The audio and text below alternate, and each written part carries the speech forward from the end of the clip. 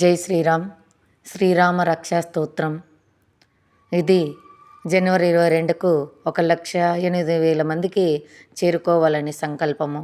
ఈ మంత్రం జపిస్తే చాలా అద్భుతమైనటువంటి ఫలితాలు ఉంటాయి.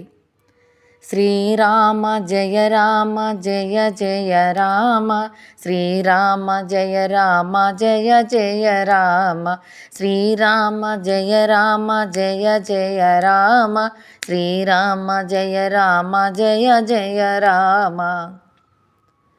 ఆపదామపహర్తారం దాతారం సర్వసంపదాం లోకాభిరామం శ్రీరామం భూయో భూయో నమామ్యహం.